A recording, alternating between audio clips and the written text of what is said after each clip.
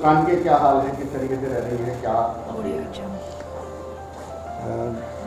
देखिए, जो प्रेग्नेंट महिलाएं होती हैं कारागार में, उनकी एक एसओपी होती है कि कारागार के चिकित्सक नियमित रूप से उसको देखेंगे, बाहर से गायनेकोलॉजिस्ट को बुलाया जाएगा और यदि आवश्यकता पड़ती है तो जिला महिला अस्पताल में भेजा जाएगा। तीनों स्तर पर काम किया जा रहा है। हमारे कारागार के चिकित्सक जो है नियमित रूप से देख रहे हैं। तो हर 15 दिन में गायनेकोलॉजिस्ट जिला महिला अस्पताल से सीएमओ के माध्यम से आती हैं, वो देख रही हैं।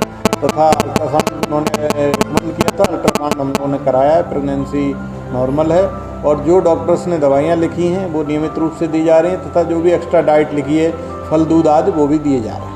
सर, जब साहिल और मुस्कान आज के जब नशे की बीमारी अब उनके क्या हालात हैं, आप क्या महसूस कर रहे हैं? प्रारंभ में इनको नशे की बहुत बड़ी समस्या थी।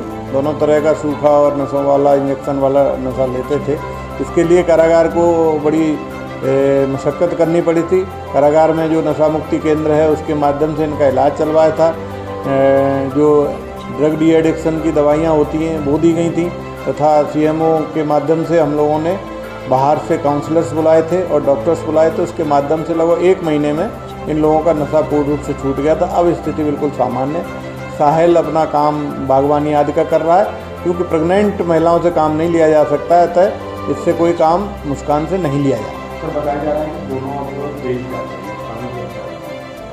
साहिल के वकील घरवालों ने किए हैं, वो अपना केस स्वयं लड़ रहे हैं। मुस्कान के पास कोई वकील नहीं था, तो यहाँ से उन दोनों की बेल खारिज हो गई है, तथा जिला विधिक सेवा प्राधिकरण के माध्यम से यहाँ केस लड़ा गया था। अब माननीय उच्च न्यायालय में एक pro bono legal service provide कराने के लिए प्रतिमा विश्वकर्मा जी ने अप्रोच किया है और उनको सभी पेपर्स इन लोगों ने दिए हैं। तथा वो मुस्कान चाहती है कि प्रेगनेंसी के ग्राउंड पर बच्चे की देखभाल के लिए और डिलीवरी तक, और जब तक बच्चा छोटा है कम से कम तब तक उसको बेल दी जाए। इस तरह का अनुरोध वो माननीय उच्च न्यायालय से कर रही है अपनी वकील के माध्यम से। जैसे ही ये पिटीशन पड़ती है, माननीय उच्च न्यायालय जो निर्णय होगा लेगा, उसका पालन किया जाएगा। सर, बताया जा रहा है कि मुस्कान ने अपनी जो साथी बंदी हैं उनसे कहा कि भगवान जैसा बच्चा हो।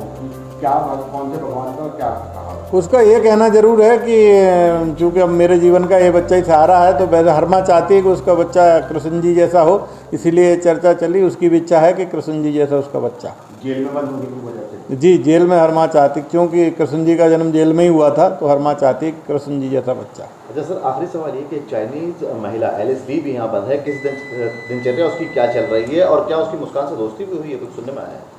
LSD GST के केस में यहाँ पर निरुद्ध हुई हैं अभी हाल में ही। उनकी समस्या ये थी कि वो इंडियन भोजन नहीं करती थी, वो नॉनवेज चूँकि मांगती थी, और चिकन विशेष रूप से। तो नॉनवेज कारागार में नहीं दिया जा सकता है। कारागार में उत्तर प्रदेश की कारागारों में वेज भोजन ही दिया जा सकता है, वो बता दिया गया। तो उनके परिजनों ने उनको फल आदि भेजे हैं, अब वो दाल और रोटी भी खाने लगी हैं। जहाँ तक मुस्कान से दोस्ती है, तो वो भाषा की प्रॉब्लम है, लेकिन इशारों में या एक दूसरे के साथ बातचीत करते